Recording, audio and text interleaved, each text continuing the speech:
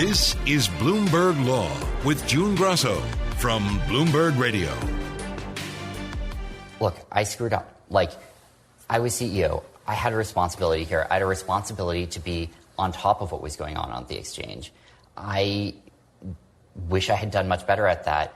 Sam Bankman-Fried accepted responsibility for FTX's collapse in his so-called apology tour in November of 2022. But when he took the stand at his fraud trial, he danced around his answers and appeared vague and evasive in a painstaking cross-examination. So much so that his own lawyer says Bankman-Fried was the worst witness he's ever seen. Joining me is Bloomberg legal reporter Ava Benny-Morrison, who spoke to attorney David Mills, the behind-the-scenes architect of Bankman-Fried's defense at trial. Ava, tell us about David Mills. Who is he?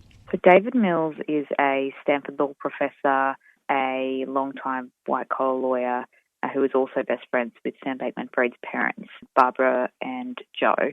They're also Stanford law professors. And he came into SBF's case to be the legal strategist. So he was sort of directing the approach that trial attorneys should take, suggesting different strategies in terms of dealing with the charges, the defense, the kind of case that they would make at the trial. Law isn't his only career. He has quite an expansive resume.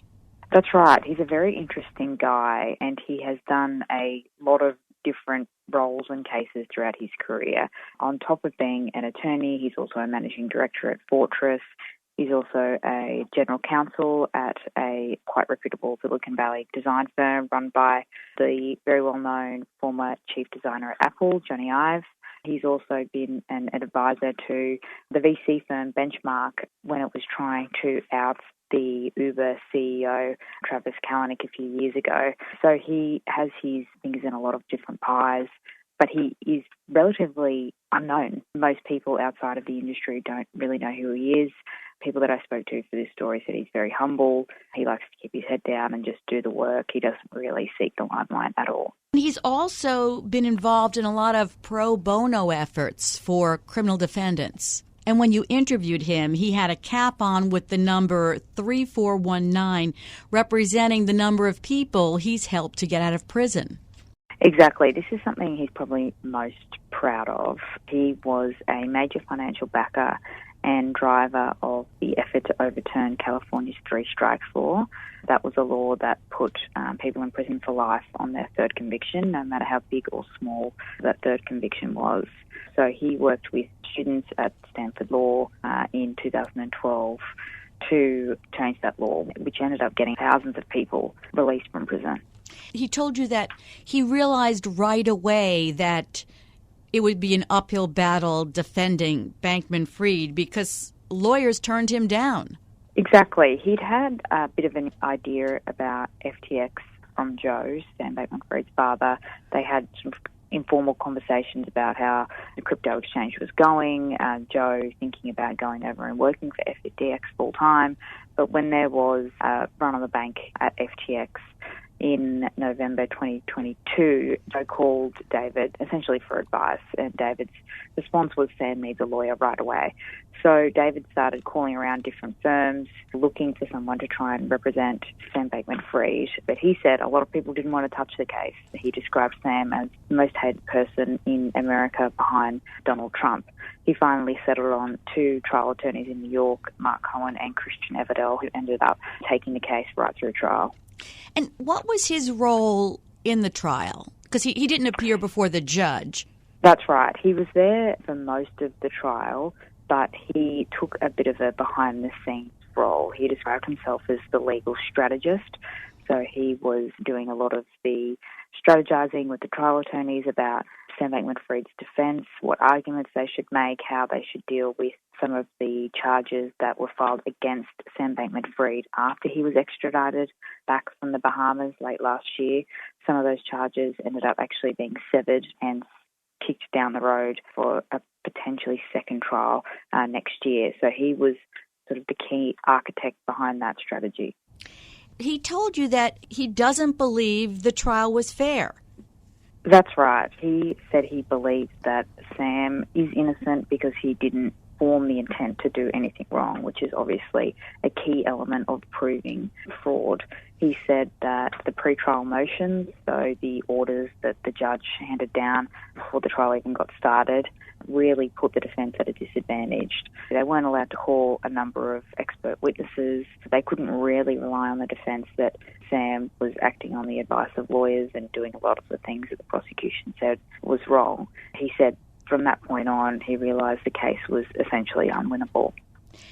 And you and I have discussed Sam Bankman-Fried's decision to take the witness stand. He said that after the prosecution's case, SBF really had no choice but to testify. Exactly. He said after those pre-trial motions and hearing the damning testimony from some of Sam Bankman-Fried's former friends and fellow executives that Sam really had no other choice but to testify himself. Mills said it was his idea and his strategy for Sam to get up there and say, yes, I did everything that you said I did, and I made all of these statements that, yes, they were conflicting after FTX filed for bankruptcy last year, but I was doing my best to look after customers and I was trying to save their money. But he didn't do that. He seemed to be okay and coherent and clear on direct examination, but when he was under cross-examination, he came across as a little bit evasive. He was quibbling with the prosecutor's questioning. It seemed like he wouldn't answer sort of simple questions about whether he said something or he didn't. And Mills was pretty candid in his assessment of Sam under cross-examination, saying he was probably the worst witness he's ever seen under cross. I assume they prepped him, but did he talk about how they prepped him at all? I asked that question. I said, well, isn't that your job to prep Sam ahead of his trial for this very situation? He said that while there was a lot of preparation done for his direct examination, it was really difficult to prepare him adequately. Because he was in prison, his bail was revoked just before trial. There were a lot of issues around his lawyers getting proper access to him. And Mills also said that if he had all of the resources and money in the world, he would have hired a different lawyer who wasn't involved in the case to go through a mock cross-examination with Sam, but they didn't do that. So he put it down to the lack of access to Sam in prison and the lack of money, essentially. He told you that Bankman-Fried went off script when he took the stand. What did he mean by that? Mills said that it was his strategy and he wanted Sam to get up there and admit to everything that the prosecution and the witnesses said that he did.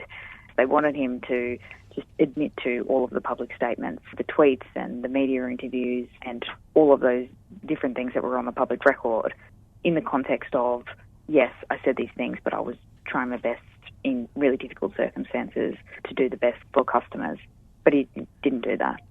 Instead, Sam got up there and said time and time again he couldn't recall things that the prosecution said that he had said, that he couldn't recall certain conversations with witnesses. So there was a disconnect there between what Mills wanted him to do and what his strategy was and what Sam did. What's astonishing is that Mills thinks that even if Sam Bankman-Fried had performed better on the stand, a guilty verdict was inevitable. Yes, Mills said that he thought a guilty verdict was inevitable, but the trial wasn't fair. This circles back to Mills referring to the pretrial motions that essentially whittled down the defence case to a case that was very thin. He also thought that the testimony from Sam Bankman-Fried's former friends, Gary Wong, Caroline Ellison and Nishad Singh, were pretty powerful, and it was difficult to go up against those. Did he come to the trial every day? Mills wasn't there every day, but I would say he was there for about 80% of the time, and he would sit in a row that was reserved for Sam Bankman-Fried's family. And during the breaks, he was often talking to Sam's parents, Barbara and Joe. Sometimes he would go up and confer with the trial attorneys as well, just at the table. Mills wasn't there for the jury verdict. He said he'd had enough. When did he leave? Towards the end, Mills left. It was probably during the closing statements that the prosecution and the defence were making, and Mills wasn't there when the jury handed down its verdict. Why he got involved in this is that he was close friends with Sam Bankman-Fried's parents. Did something happen that has caused a breach in that relationship? Yes. Mills thinks that this case and the verdict against Sam Bankman-Fried has certainly had an impact on his friendship. with Barbara and Joe. Mills said that he took on this case out of a favour to Sam Bankman-Fried's parents, as well as an interest in being involved in a really novel and high-profile case. Mills said that he was concerned that parents who think that their child hasn't done anything wrong will look for someone to blame, and that he was in their line of sight. He also said that he didn't think their friendship would recover. We actually went to Barbara and Joe and asked them what they thought of Mills and his comments. They responded and said, "We love David Mills, and we're eternally grateful for everything that he has done for us." This really struck me. He said, "I'm not going to get myself emotionally involved on a very deep personal level in a case like this again." And he's rethinking his future in criminal law.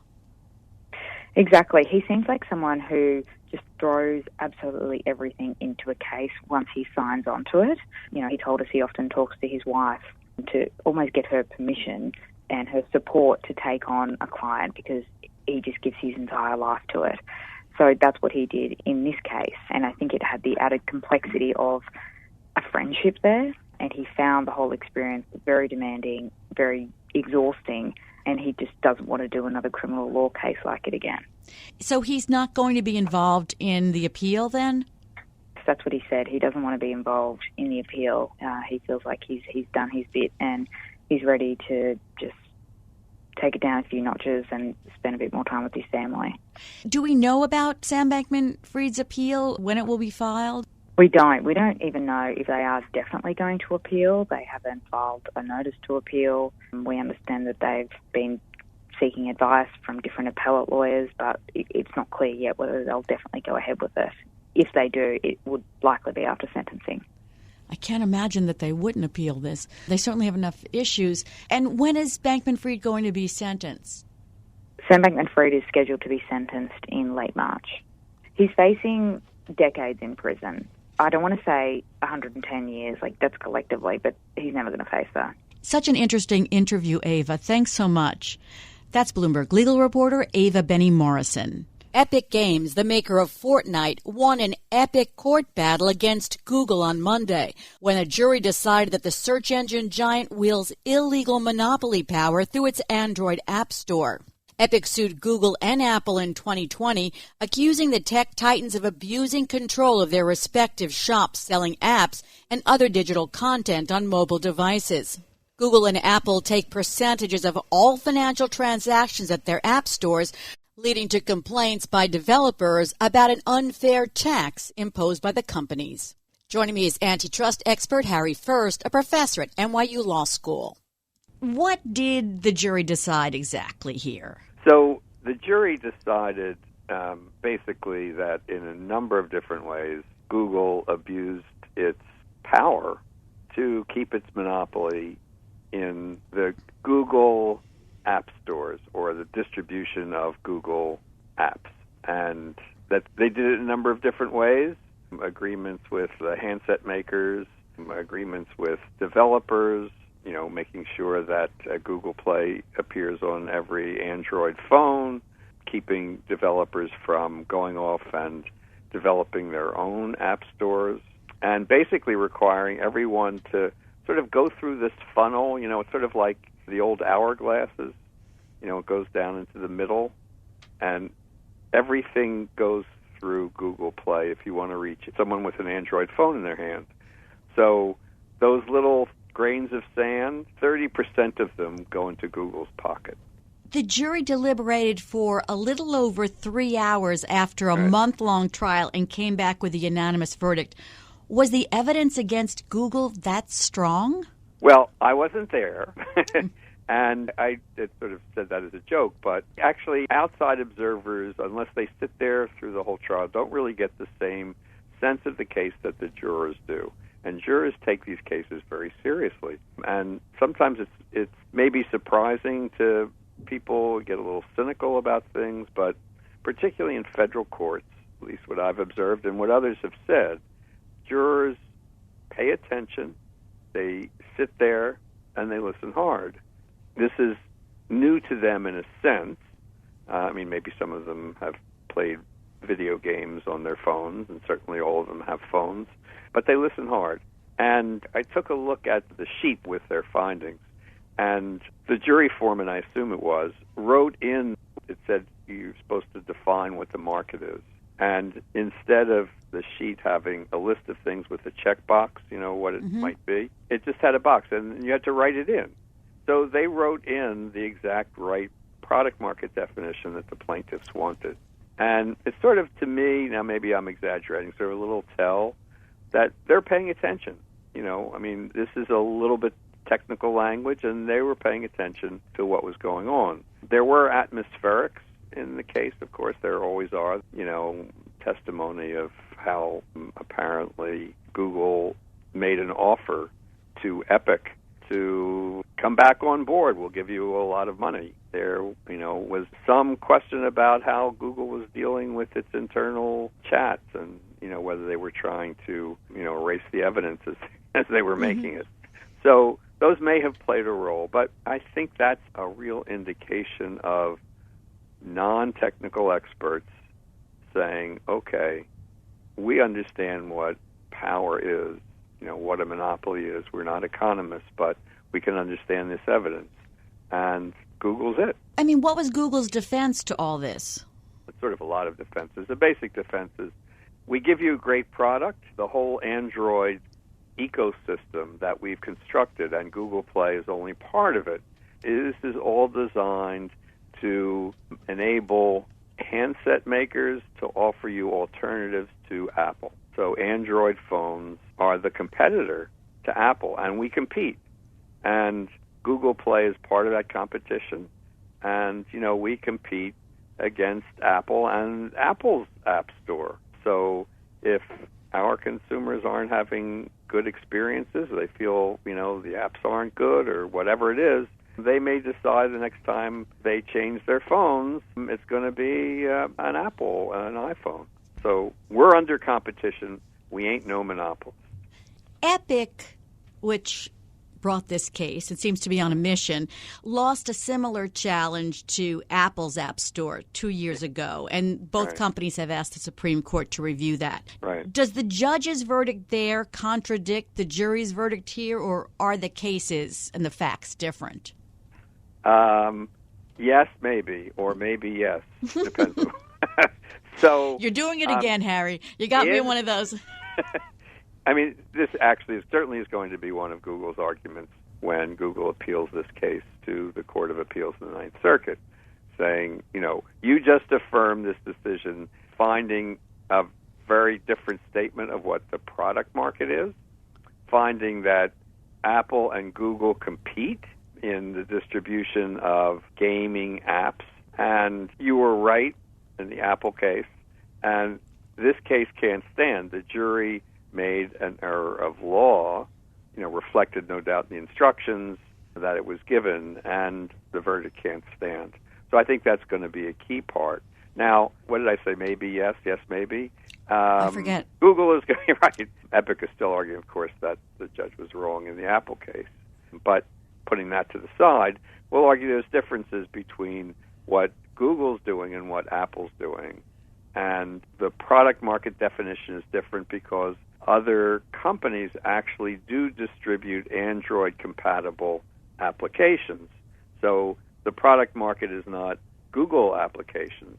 It's Android-compatible applications. So Samsung has a not very successful, I gather, App Store. It's not a product market definition constructed for one seller, as it seemed for Apple, since no one else can distribute applications that will work with the Apple operating system because Apple controls that. But Google doesn't quite control Android in the same way, although there are probably arguments over that.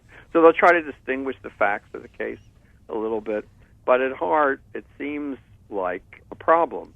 Now, it's the same problem that the Justice Department faces in some sense in the search case, because you're still talking about that Android system and talking about distribution agreements, the very same distribution agreements about which Epic is complaining in this case, the Justice Department is complaining in the search case, distribution agreements that tie in the handset makers who don't have any choice, really. The Android system is the only operating system, really, that they can use for their phones.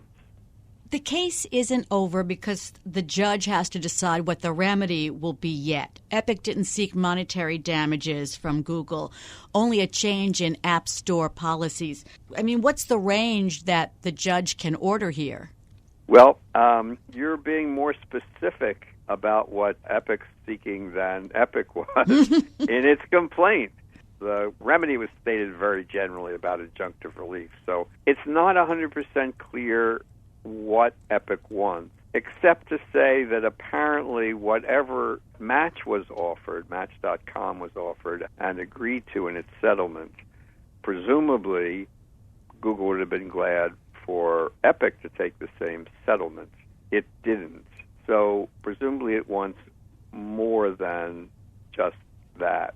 Now, I'm not 100% clear about exactly what it wants, except it certainly wants to be able to free itself from the Google payment system. It wants to be able to sell things in Fortnite through its own Fortnite app and not have to pay a commission to Google. But exactly, how they want to achieve that, technically, they don't seem to want to have some sort of a choice thing that's within Google's control.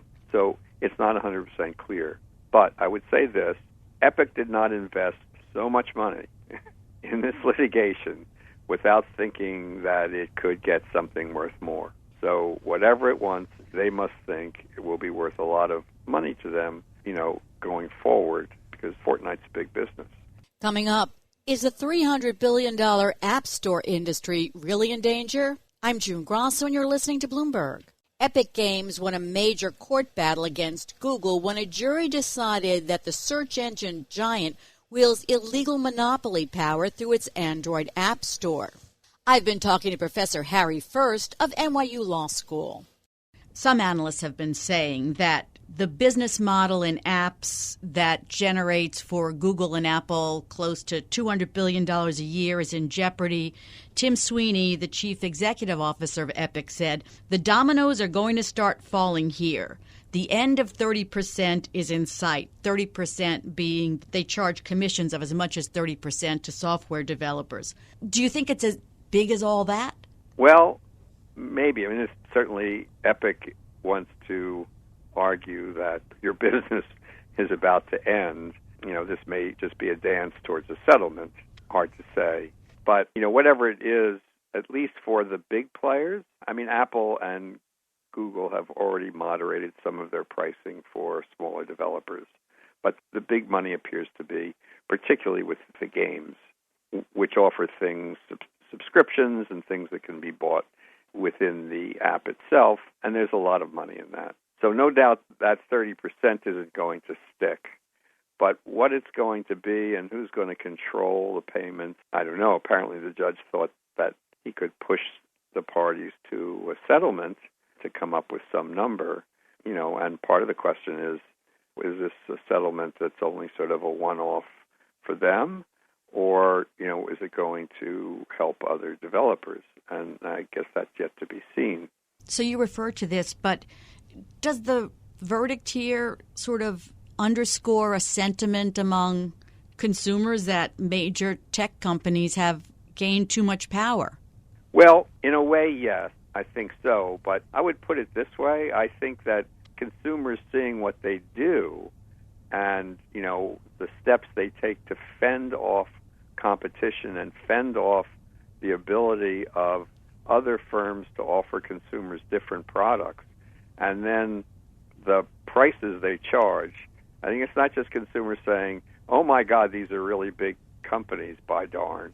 These are people saying, we're seeing some of the evidence, and you know what? All those critics who've been saying this, they've got a point. And, hard to see that they should be making so much money off of things they don't develop, just because it has to go through their little fingers.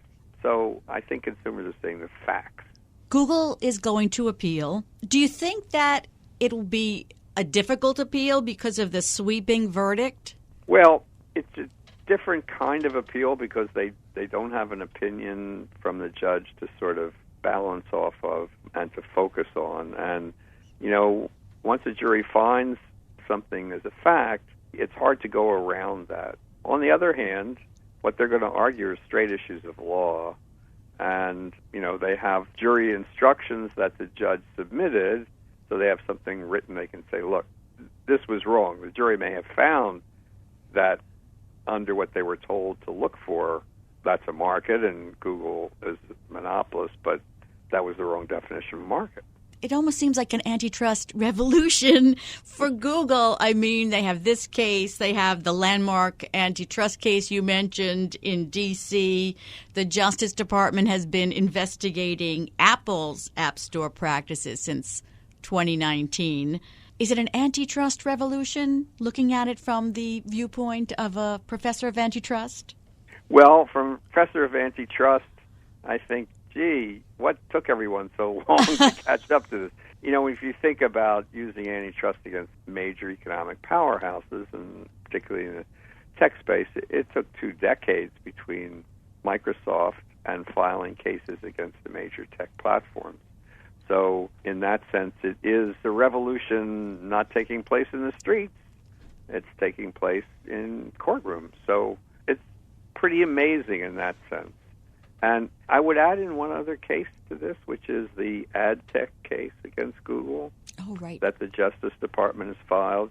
And the reason why I just mentioned that is that will also be tried before a jury, because the Justice Department is asking for money damages because the federal government is an advertiser. So it's a way both to get money back for taxpayers, but also a way to have a case tried before a jury instead of a judge. And this may be a little cautionary tale for Google about that case. Yeah, do you think that the Justice Department, because they haven't fared well in front of some of the judges, that they want a jury, or just they would generally want a jury anyway? Well, to put it in context, the Justice Department has had the authority to seek treble damages since 1990 and single damages since 1955. I don't think they filed a dozen cases in all that time. And recent cases that they had filed really were sort of odd cases. So they've almost never used this. I think the culture has not been to, be suing for damages. And I'm not sure why they chose this strategy, but it may be because they did want to get out from just, having to present their case before a judge who's, judges are conservative. That's what they are. And this gives them a chance to tell the story to, 12 citizens. Very powerful. I always enjoy our conversations, Harry. Thanks so much for coming on the show. That's Professor Harry First of NYU Law School.